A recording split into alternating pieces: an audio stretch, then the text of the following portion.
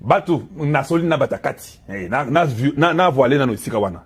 Kabila ba okangaye, tozo sa la mandat d'arrêt international. Akola la pété, ba okangaye. Et puis pour votre information, quand Kabila quitte, il va au Sénégal. 16h14, il descend à l'aéroport. Le service du Sénégal dit au président sénégalais que non, Kabila vient d'atterrir au Sénégal. Il dit à sa femme, un instant, j'ai un coup de fil important pour les State Department. Le président sénégalais entre dans la chambre, il prend le téléphone.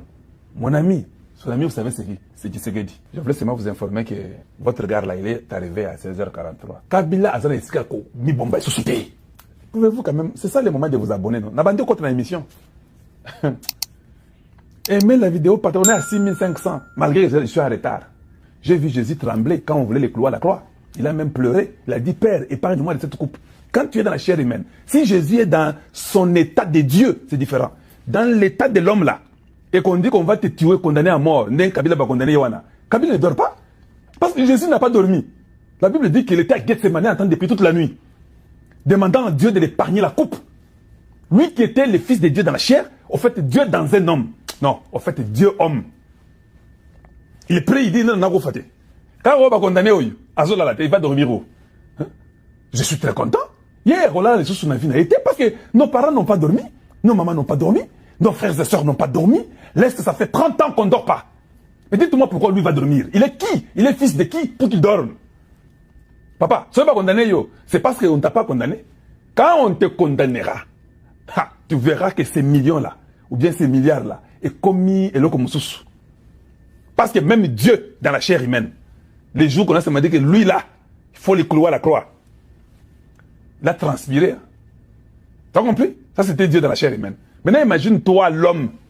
Hey! T'es sous? Je suis content pour ceux qui sont restés pour l'émission. Pour l'émission, vous avez quitté comme un cassino. Ça c'est Kika Ebin Karoubi. Qu'est-ce qu'il dit? Kika Ebin Karoubi dit, on condamne Joseph Kabila pour soi-disant être le chef de l'AFC M23. Pendant qu'on négocie avec la même FC M23 à Doha. Non?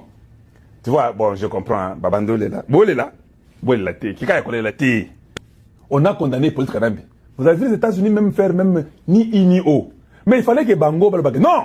Vous êtes dans les négociations à Doha et à Washington. Vous ne pouvez pas condamner. Bazo, c'est Pelakout partout. Tout le monde est content. Et dans le monde occidental, pour la première fois, c'est ce que dit Félix. Et l'histoire retiendra cela. Et qui a fait condamner un ancien président. L'histoire retiendra. Les Américains, rien. Ça, c'est une affaire intérieure. À Doha, sachez ceci. Kikaya, peut-être l'intelligent. Quand il dit, mais comment vous condamnez Kabila, nous négocions. Kikaya veut vous dire que les négociations ne vont rien produire. On va tous nous condamner comme on a condamné notre parrain, Hippolyte Kanambi. C'est ça que Kikaya voulait vous dire. Mais vous n'avez pas saisi ça. Voilà pourquoi j'ai pris ça pour montrer aux Congolais. Bon, maintenant, la question que je pose à Kikaya Bibin Karoubi, c'est juste les questions qu'on se pose. Qu'est-ce que Kabila a à voir avec les négociations de Doha? Parce que vous avez dit que lui n'est pas là, non? Quand on vous dit que Batoyo, Bazaba, Ntior, ils sont ensemble, les Congolais n'aiment jamais comprendre ça. Kikaya Bin Karoubi, je tourne maintenant la version. Si Kabila est condamné, toi tu dis qu'il n'est pas de la M23 et ils ne sont pas là-bas. Qu'est-ce que ça a à faire Kabila avec les négociations de Doha? Parce que Doha c'est le M23 et les Rwandais sont là-bas. Bon, le M23 c'est le Rwanda en fait. Donc Doha c'est le Rwanda. Alors si on condamne Kabila, comment tu es en train de lier la condamnation de Kabila avec les M23 qui sont à Doha? Cela veut dire, tu es en train de nous dire que Hippolyte Kanambe, c'est la même chose avec les M23, c'est la même chose avec le Rwanda. C'est ça qu'il est en train de nous dire. On condamne Joseph Kabila pour soi-disant être le chef de la FC23 pendant qu'on est condamné à négocier à Doha. Oui! Lui, nous le condamnons. Vous pouvez dire que non, Magamana est talibi sauté. Nous ne sommes pas avec lui. Lui, c'est différent. Nous, c'est les M23. Nous avons les causes profondes. Nous, Kabila, lui, ce n'est pas nous. Mais quand vous liez Kabila à ça, vous d'ailleurs, vous devez même vous taire parce que c'est nous qui avons dit. Bichot de que non, il est avec vous. Vous devez dire, ah non, ça sont vos choses là du pouvoir, on s'en fout. Nous avons les causes profondes. Magamba Kabila est talibi sauté. Vous devez dire comme ça. Mais, soudainement, oh non, nous négocions, mais comment vous l'arrêtez? Comment vous le condamnez? Ah, mais vous avez dit que vous, lui n'était pas là. Alors, où est votre problème? C'est nous qui avons dit qu'il est avec vous. Laissez que nous qu'on le condamne seulement. Bon, moni, hein? Maël et Bando Soukabango, ils commencent à nous dire ce qu'ils ont toujours caché dans leur cœur. C'est ce que nous commençons à comprendre, nous tous. Kabila ba okangaye, tozo sa la mandat d'arrêt international. Akola la pété, ba okangaye. Et Congo, nous avons tout ce que les autres ont besoin. Hein. Et puis pour votre information, je vais vous dire comment le monde politique fonctionne. Quand Kabila quitte, il va au Sénégal. 16h14, il descend à l'aéroport. Les services du Sénégal disent au président sénégalais que non, Kabila vient d'atterrir au Sénégal. Le président sénégalais dit, ah, that's good, that's good. Baké, Babandiolia, na Mesa, chez lui avec sa femme. Il dit à sa femme, un instant, j'ai un coup de fil important pour les State Department. Le président sénégalais entre dans la chambre. Il prend le téléphone. Mon ami, son ami, vous savez c'est qui? C'est Tshisekedi. Je voulais seulement vous informer que votre gars là, il est arrivé à 16h43. C'est ce que j'avais à vous dire. Ah, ok, merci beaucoup. Tchac, il raccroche, il rentre. Chérie, mangeons.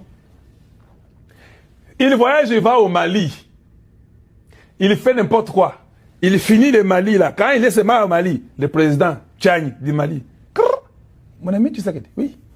Il est arrivé, ça fait 1h08. Je m'excuse d'avoir pris le temps pour vous informer, mais il est ici. Kabila Azana Iskako, Mibomba, sauté. Tous ces présidents-là, ils parlent plus que les femmes, si vous ne savez pas. Ils vont appeler Tshisekedi pour dire que il est ici. Donc il va maintenant fuir où? Dis-moi un peu. S'il y a de bonnes choses que nous pouvons dire que Tshisekedi, merci, c'est de nous avoir amenés à ce niveau où Kabila est condamné au Congo et nous lançons un mandat international. Hey! Quand on a pour Jean-Pierre Bemba, pour la CPI, nous lançons aussi pour nous.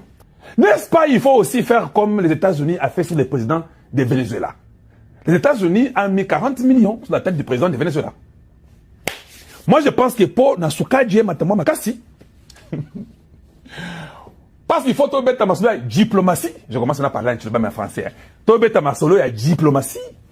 Pour Sukaji et Matamakasi, je pense qu'il faut mettre 60 millions de dollars. C'est lui qui peut nous amener Kabila.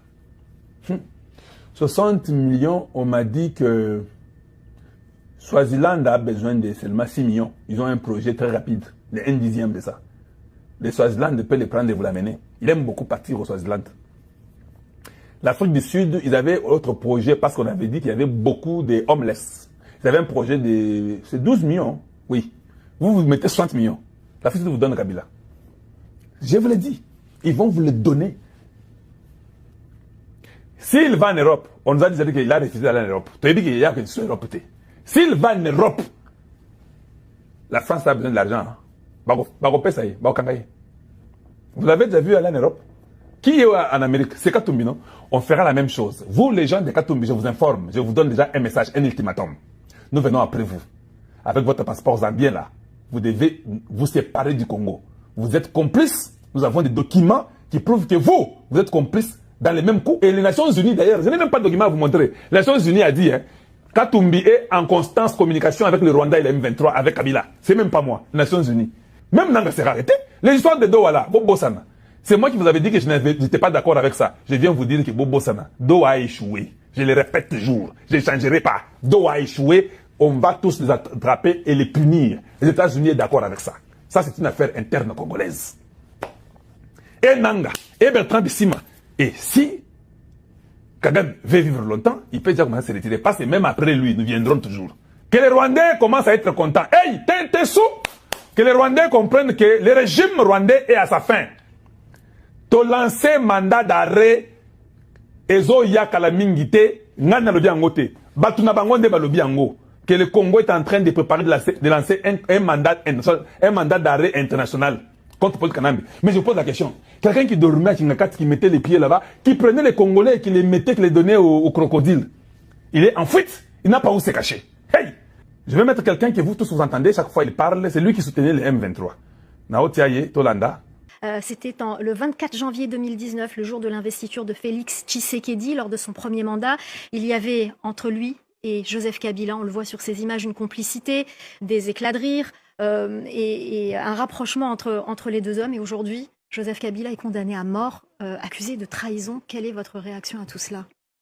Bah alors disons que sur la condamnation, c'est pas une surprise, mais c'est vrai que l'arrivée de Félix Tshisekedi au pouvoir était aussi une surprise, une sorte de tour de passe-passe où Joseph Kabila était responsable en fait de son arrivée au pouvoir. Et puis Martin Fayoulou a toujours revendiqué ça. La télé Niwana, Bino, Vous parlez bien français, mais vous êtes rapide à ne pas comprendre le français. Il dit, hein, Kabila n'était pas peut-être responsable de cette transition que Tshisekedi soit président. Vous avez dit que c'est Kabila qui avait mis Tshisekedi. Eh, ça c'est les Rwandais qui les représentent. Le visage du Rwanda en Europe, c'est Christophe Rigaud. C'est Afrique Arabia qui fait tout pour eux. Donc Kabila n'était pas responsable de l'arrivée de Tshisekedi au pouvoir.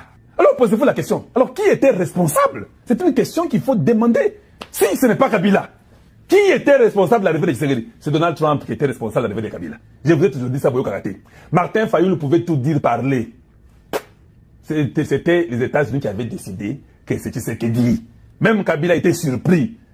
Rigaud le dit lui-même qu'il était surpris. Je remets encore pour vous que Kabila, ce n'est pas ce qu'il attendait. Voilà pourquoi même Kagame n'était pas content. Nous connaissons l'histoire. Kagame voulait Fayoulou. Tout à fait, mais c'est vrai que lorsque Félix Tshisekedi est arrivé dans le fauteuil présidentiel, en fait, il n'avait aucun pouvoir puisque... Tshisekedi n'avait aucun pouvoir. Je n'ai jamais imaginé que ceci pouvait arriver. Hein? Tshisekedi n'avait aucun pouvoir. Kabila contrôlait et la police, et l'armée, et le parlement, et les individus. Il riait avec Tshisekedi, c'était impossible. Je n'avais jamais imaginé ça. Les gens commencent à confesser un à un.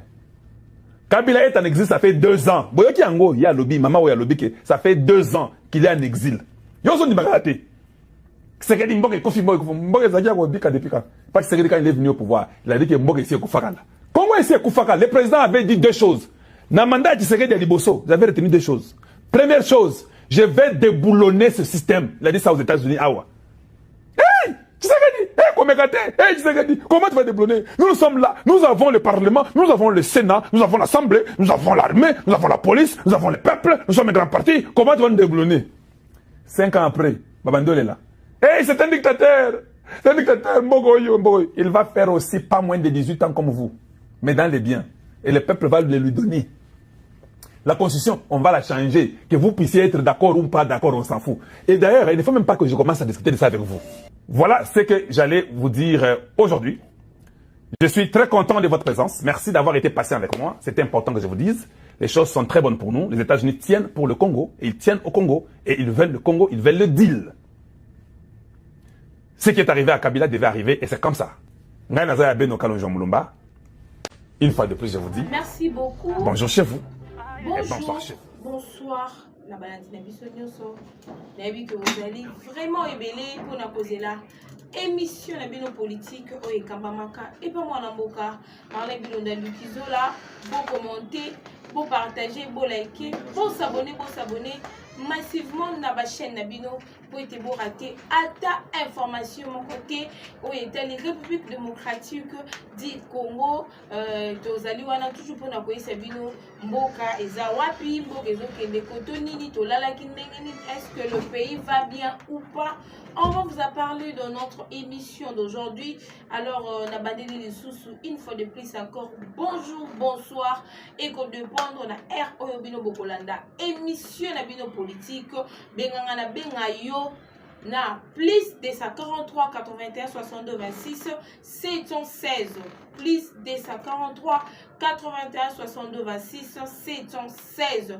Alors wanezali wabino mwana mboka Marlène Bilonda Lukizola molobeli ya peuple congolais. Lelo na elibino 3 sujets du jour oyo tokobanda na mayo oyo etali est ya République démocratique du Congo oyo na niveau ya Bushila.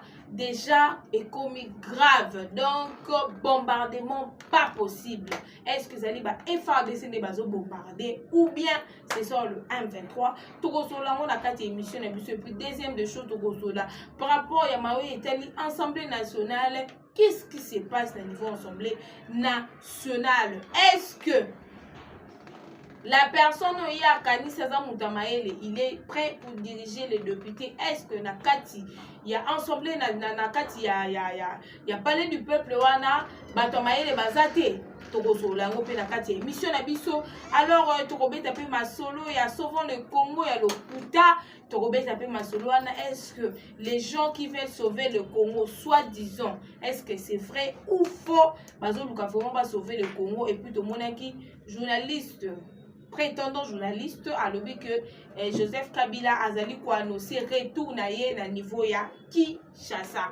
Alors portez-vous bien, bisikatu bozwami to bandi déjà na kati ya actualité politique na biso ya mokolo mwalelo. Alors déjà na est match baluki. Donc match baluki oh tolobaki le FRDC et loko ebandaki kozanga bango et loko ebandaki ko empêcher bango pour que ba avancer, pour que ba récupérer, pour que ba sala musala ba comme il faut ezalaki ba général oyo bazalaki likolo na bango. Donc bato bazalaki lokola ba suprême na bango, bato babandaki kokonza bango, nde bango bato babandaki ko freiner ba FARDC ba sala musala na bango comme il faut.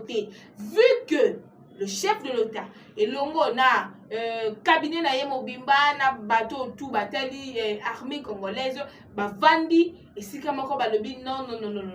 Comment est-ce que le territoire ils ont à la récupérer si facilement et pourtant ils sont pas armes? Moi je vous dis, la RDC achète des armes de temps en temps pour na koluka. Comment est-ce que tokoki ko récupérer le territoire mususu?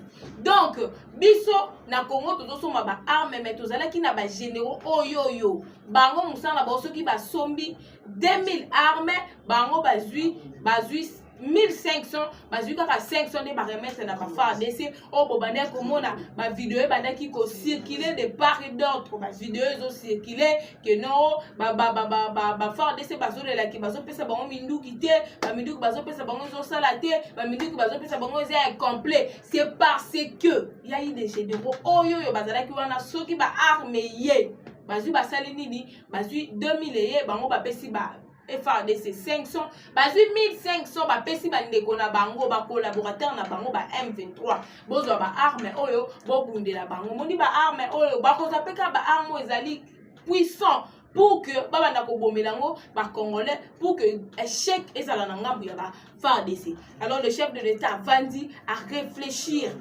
et longo na armée mobima balobi non trop c'est trop, il faut makambo nyonso et ceci parce que to kokende ti wapi buka vous récupérer Goma récupérer un jour boyoka walikali après boyoka territoire o masisi après fin de compte est commis ya banguna tant bozwa est mobimba fin de compte ba comme ko koluka ba kota na kati ya province mususu. Pour arrêter cette hémorragie il faut sikoyo o biso to ko sala na minute ezali kolongola bato mabe na kati ya armée na biso bato to ba ko diriger ba kozala ko ba commanditaire na niveau ya est il faut bazala bato oyoyo faut bazala bato oyoyo bazali ko travailler na vision ya chef de l'État. Faut bazala bato bazala ko travailler na vision ya chef de l'État. Donc cela veut dire si le chef de l'État dit A ça reste A. Donc le lingi ba très sous-souté l'ancien armée na biso vu peut tozala ki na ba wazele na biso ba banda ki toujours ko déclarer ko loba que non le chef de l'État to lingi bato et puis fin de compte cette fois-ci to comme isko na ba généraux yo bazo travailler na vision ya Mukwa Tombolo Fachi Beton bazali wana pona ko aider peuple congolais pona ko aider guerre na est et si là bomoni ça fait déjà 2 semaines FARDC azo lalaté et FARDC azo lalaté azali e yindi kuna bou wa yo M23 matisa drone na yo matisa soki char matisa onyoso yo ko matisa biso tozana ka pona ko bombarder bino bosala nyoso bokosala bananga to beti ba masasi oyo boy to beti ba masasi. Donc ils ne veulent pas se fatiguer parce que balobi cette fois-ci avant to kota 2026 il faut pena est pena ko kimia et kota Goma ezonga la maboko na biso Bukavu ezonga la maboko na biso. Alors bonyo so ezonga la maboko na biso il faut biso sani to banda ko affrontement sans recul. Donc affrontement sans recul, topé ça va ta occasion mon côté. Donc par là je vais dire à tous nos abonnés d'écrire je suis Wazalendo, je suis FARDC, je suis Wazalendo, je suis FARDC parce que cette fois-ci l'armée congolaise, moi je peux dire félicitations. Vous tous vous connaissez que non, ceux qui m'ont envoyé aussi mbatté, je viens parler. Je viens aussi dire au chef de l'État que côté ils ont aussi mbatté. Alors vu le Ouazalendo maintenant bah mi pesi pour na koluka comment to récupérer ba partie na biso eza récupérer na banguna ba lingis ko banguna pena ba kotande ba koti ki gadi to landi bango kuna. Alors nous maintenant on va demander que renfort y a ba armes, renfort y a ba munitions, renfort y a ba biloko tuer ko permettre bango ba bunda pena ba bunda comme il se doit. Donc l'armée congolaise bazali na posé à renfort. Déjà batomabe déjà balongwa bagasita oyo sokichiwewe les autres donc bazali sous-souté. Alors nous maintenant on fait maintenant le renfort. Les chefs de l'État ceux qui attaquent budget sur mboka bosombelango ba minduki na ba ministre botina na est, nous on est d'accord. Parce que biso to lingi changement na niveau ya est to lingi que est kimia et kota et puis tolingi sous tout le baboy besoin qui va jeune pour recruter qui va jeune pour la formation jusqu'à présent on va qui va formation té tolingi sous ba jeune wana ba que des formations plus vite que possible ba que ne ko rejoindre d'abord bazana niveau est pour te bitumba ici là parce que l'effectif il y a ba FARDC ezapena ko le ka ya ba M23 faut boyeba pourquoi parce que le Rwanda azalaka du jour au jour azana bateau bazo formé ba pays oyo ba financiaka ba pays baza derrière guerre ya est bango pe bazana bateau bazo formé donc ezalaka ta kuna ba kufi 500 mususu ba obakisa bango. C'est ce que nous aussi de notre armée il faut tout ça que non il faut tous en abango et belé pour permettre que nos guerre et ça nini et si là donc tout ça on a posé la guerre de si là parce que déjà tu comprenais qui le chef de l'État compris que guerre et aussi la makila si là kana makila et si là kaka na makila donc à part makila et là on se aussi c'est la biso guerre au papier au stylo au quoi que ce soit et ça juste mascarade ça quand une façon aussi c'est biso touche yango de moni FARDC longonya na yo. Et puis longonya na ba Ouazalendo ba jeune oyo na moment oyo FARDC akomaki na défaillance na moment oyo FARDC akomaki na défaillance to mona ki ba Ouazalendo ba lemba kité ba Ouazalendo ba lemba kité ba comprendre que FARDC batamabe ba bazo diriger bango Ouazalendo abimaki liboso abimi liboso ti encourager FARDC ti batamabe ba longo et puis ba senini ba zongi na musala ba komi ko sala musala malamu. Félicitations au Ouazalendo. Félicitations au Ouazalendo. Félicitations au Ouazalendo. Donc par là, je voulais dire Namou Kwatombolo Fachi Beto, nous avons posé un renfort. Il y a des armes, nous avons posé des armes comme belé, nous avons posé armes comme belé, armes comme belé, munitions comme belé. Donc nous avons posé il y a renfort, nous avons posé vraiment il y a renfort à Makassi parce que nous avons posé la guerre au niveau est et si là, des soucis na biso peuple congolais. Des soucis parce que ceux qui guerre ici, on aura maintenant la facilité. Il y a que non, bah oh bah on a posé bah exploiter plutôt bah ça la partenariat gagnant-gagnant, bah il y a facilement. Alors, ceux qui gardent les aliments, merci beaucoup, chers internautes, pour commenter, pour partager, pour liker, pour s'abonner, massivement dans ma chaîne Nabiso. Alors, beaucoup mélange, je suis Ouazalendo, je suis FARDC, je suis Ouazalendo, je suis FARDC, je suis Ouazalendo, je suis FARDC. Alors, deuxième sujet, on va parler à ce qui concerne Mambouetani, Assemblée nationale. Mais c'est Vital Kamerhe dégage, Vital Kamerhe a été aussi dégagé. Alors, tu commis ce qu'on a problème, il manque qui va diriger l'Assemblée nationale. Lui, tout le monde qui va être professeur, Chilumba, il momentanément parce que qui adjoint. Mais c'est Vital Kamerhe, momentanément, il fallait qu'il y ait à diriger place Wana. Mais les députés se sont dit non, il faut que na niveau ya maponami potoye ba nani oya ko diriger biso. Mais on se retrouve que il y a un moment to comme il y a moi problème il manque ko ezali très grave. Les problèmes très grave ezali ni ezali que non batu oyoyo bazala babatira ni qualité te poto bengana muto mabe.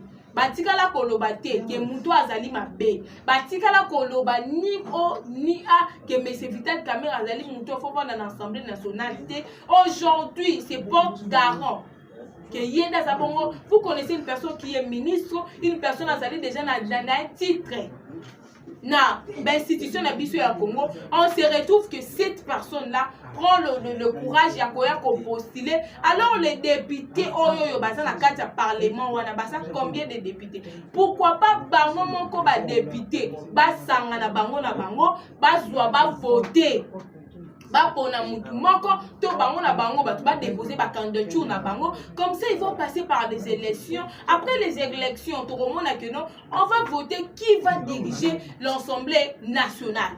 Mais tout le monde a battu moko boye baza na ba titre à likolo batu moko bazan na niveau l'Assemblée nationale tozali na posé ya batu ya malamu parce que ba monsieur Vital Kamerhe to boyi sous tout le monde a sous deuxième plutôt tout le monde a Vital Kamerhe 2 na kati l'Assemblée nationale. Mais ce qui nous étonne c'est que non, na kati y a des députés. Je ne sais pas si tous les députés sont incompétents ou bah pourquoi des gens semblaient que parce que tout le monde a battu sous. Je cite pas le nom, je tutoie pas quelqu'un, mais tout le monde na kati ensemble tout le monde boy. Aza déjà ba nommé. Aza déjà nommé. Azo occupé déjà poste moko boy mais azo lingali sous akoma sous président de l'Assemblée nationale. Alors les députés qui sont là peuvent se choisir entre eux, bango na bango ba ponani, que donc non, nous on veut telle personne ou bien déposer candidature, bango na bango ba dit qu'on déposer candidature, on a gagné à ce poste. Mais on ne veut pas les gens qui dirigent déjà, bah y a les sous na kati Assemblée nationale. Alors ceux qui basent pas espion qui on a envoyé au niveau Assemblée nationale parce que nous tous avons un problème moi quand ils ont retenu biso na minute et zali constitution un bon biso. Alors il faut changer la constitution. Comment est-ce qu'on va changer la constitution ceux qui tous na muto à cause de la présidente Assemblée nationale oyoyo aza conscient oyoyo alingi mboka na biso. Si cette personne là n'aime pas notre pays, il va jamais accepter il y a qu'à changer la constitution, bien à approuver l'être honnête que tout le temps comme on a procédé, il y a changement de la constitution. Tout le monde dit professeur Mbata, Azala Kiwana, Nini, professeur Tulumba plutôt, Bati Wana momentalement. Alors si vous ne voyez pas la personne à diriger entre vous les députés, c'est le bon petit canon le professeur Tulumba momentalement Azala Nouana, ce qui peut vraiment nous être petit qui est. Parce que moi déjà je ne peux pas dire que Bazong Sabatou Yakala. Oui, ils ont bien fait leur travail, mais tout ce qui a pu si ça va marcher ou pas. Mais ce qui nous étonne, les ababi tombent comme ils niveau ensemble, bandi babiloko, tout ça quand vous les détruisez, qui va les payer? L'État encore va venir encore payer d'autres machines. L'État congolais va encore venir recommencer encore les travaux faits. Toujours comprendre le binoté. Vous êtes assez grand le député. Vous ne pouvez pas réagir, c'est comme si vous êtes de voyous. Moi, je commence à m'étonner, c'est comme si Nini ensemble, ils ont voyous. Na Congo central, même effet salami, et puis que ça la marao parce que vous avez déclaré un paiement là-bas.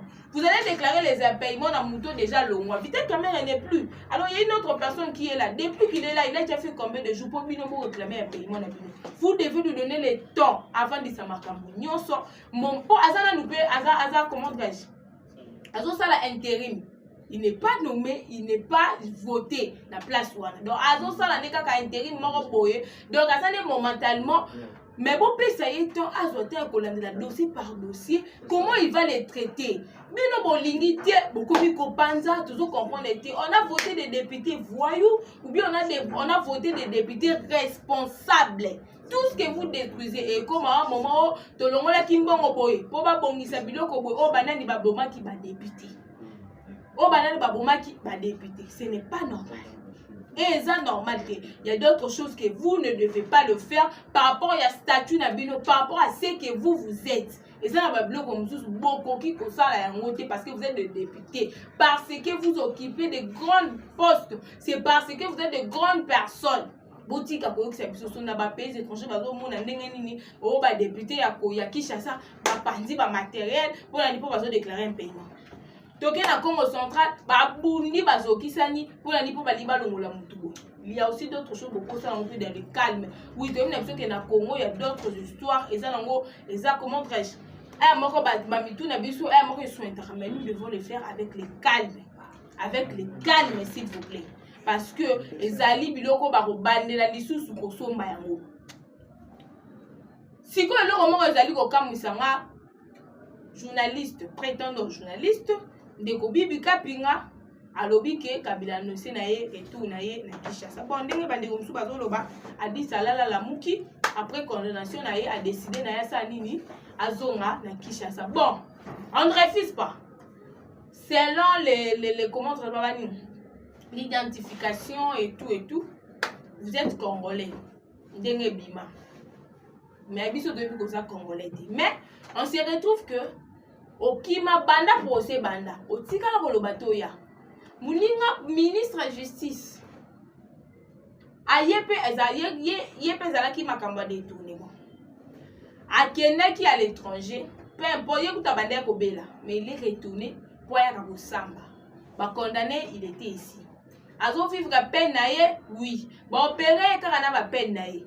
Mais monsieur Hippolyte kana mémoire na maman Marceline o ba dudu ba lobako Joseph Kabila a tikala komona na ta mokolo moko te ti condamnation na ye pe e bon sikoyo a dit alala la muki Joseph Kabila kabange aloba zo sani na zo zonga Kinshasa.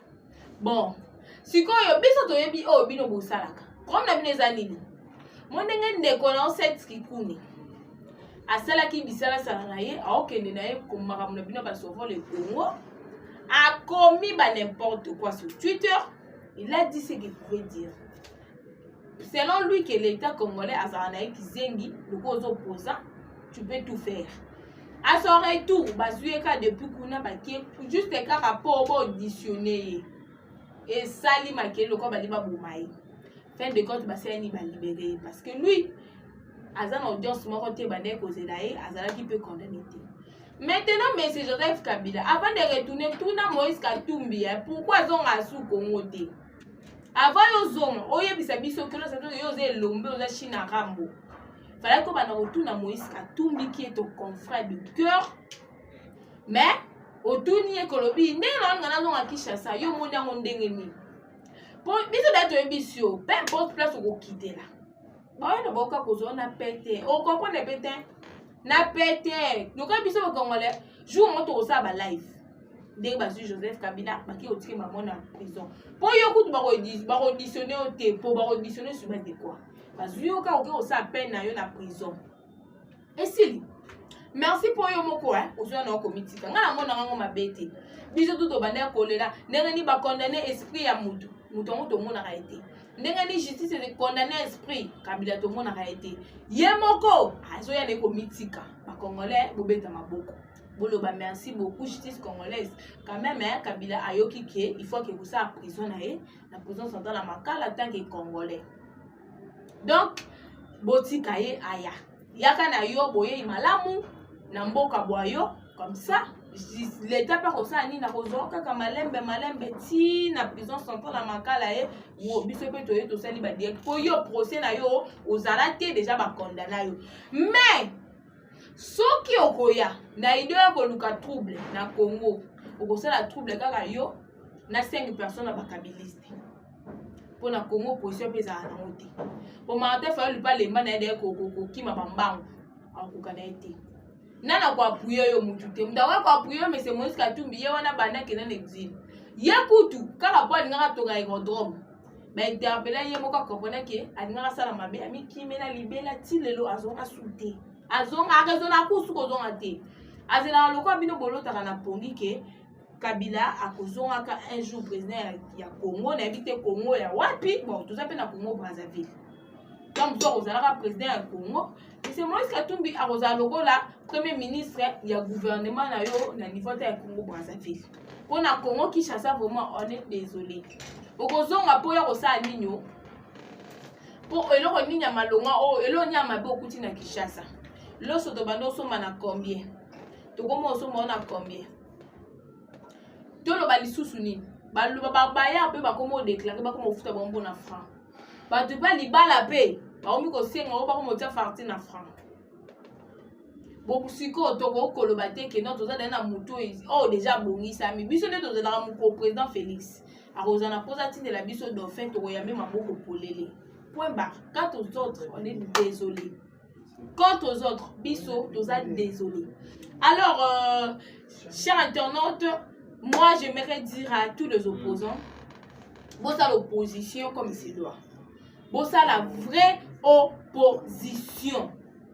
Bossa la vraie opposition. Bossa l'opposition Yanzalate, le président de la République à Lubaka, bossa opposant Yanzala. Bossa la vraiment opposition. Bon, nous avons parti où bossa vraiment sûr que koto soto simbi to bim vraiment opposant. Bon, nous avons beaucoup tabikota kotate. Alors, nazo kende pembe na koshite, alingina lobela makambo etali dollar. Oyo bayimbo kabalobi o dollar ekomaki tina 18 le dollar ekomi na 22 koto mususu 22 800 koto mususu les Congolais il faut to expliquer bino makambo mususu biso ba Congolais nde tozaboye eloko moko to bosanaka mambo etali dollar ezalaki gouverneur ya banque centrale yendaza mie placé à kopesa to ya dollar officiel. Donc, dollar tu es bandé kokita. Ils allaient quand annonce que dollar est quitté. Mais banque centrale, gouverneur, il y a banque. Atikala ki nan ko pesa to te ngomoni bakambiste ba yiba ki biso bambo. Ko biso tout bakambiste ba lia ki biso bambo ba yiba ki biso bambo. Alors, gouverneur à banque centrale, ton na bango c'est limité na 22 500 de taux officiel ya banque pour la RDC. Alors, pourquoi de taux n'est comme qui n'a 18 et comme il a 22 500? Ce n'est pas parce que tu es en 22 500, non. C'est parce que la banque a soukiwana pour asa la compatibilité na babiloko ezali côté comme. Donc, à l'ini compatibilité na babiloko ezan sur le marché. Donc, cela veut dire et faisons qui t'a peuple congolais a souffrir. Peuple congolais a souffrir n'engeni. Dollar ce qui kiti mbang pour deviner bolinga kiti na 15 mbala moko les commerçants ba ont des difficultés au kiti bloko ba oteke la bisoka na prix ya kala siko dollar ce qui par exemple futa na dollar na yo egoza siko na se makasi frère comme belé puis ba moko pauvreté mati to ya pauvreté comme makasi to comme olela dollar e kiti mais tozo souffrir. Alors gouverneur à banque centrale et le mona gouvernement congolais na ministre ya économie ba vandi ba réfléchir ba lobi non il faut doter les mises à dollars na 22 500 pour et permettre que ba congolais les temps ba commerçants ba kiti sa biloko ça la compatibilité na 22 500 comme ça ba congolais ba olela te franc et rozala na valeur biloko pe ya kolia et rozala na valeur mais dollar et rozala sous na valeur te. Donc cela veut dire biso oyoyo bakongo mani moi to souffrir na nzala ikozala te. Mais moi je vous dis au monika ceux qui fin du mois ici le mois prochain dollar ezo kita lisusu. Pourquoi? Parce que déjà ba baisse ya biloko déjà salami l'oso kiti puis les kiti masango e kiti donc to monike ba biloko déjà bani ko kita même ba crédit e kiti bozo comprendre. Le quoi Babylone on a tout ekiti et puis maintenant bon ça nini ba kiti si les sous après bazeli biloko sous c'est comme même niveau après ba okiti on bon monter des choses aux réfléchir que pou to ronyo kwa mabiso moko ba congolais to ça nini to ko nyo kwa ngomoni ba sali ngisa wana que notre dollar est terminé na 22 500 comme ça compatibilité et salema na biloko ya kolia et puis na ba franc au biso toza na wapi na bandaku et puis na ba dollar parce que ba tout ba somba biloko na bani na ba neti ba commerçant ya ba loso ba commerçant ya ba biloko eza biloko belé eza na dollar à part ba to ba te ba nende ba biloko na bon vraiment eza na franc.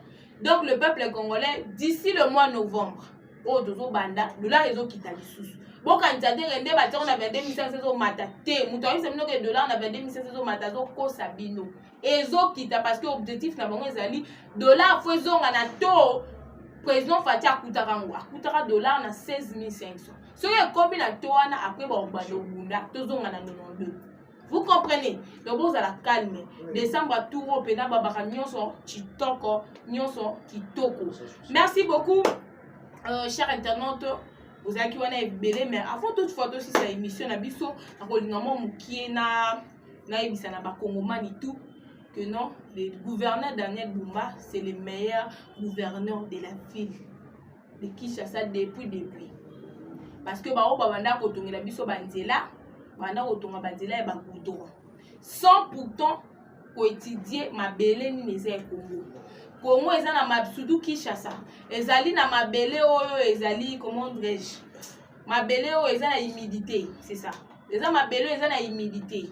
Normalement pour banzela ezala durable, il faut goudron te, il faut banzela ya béton.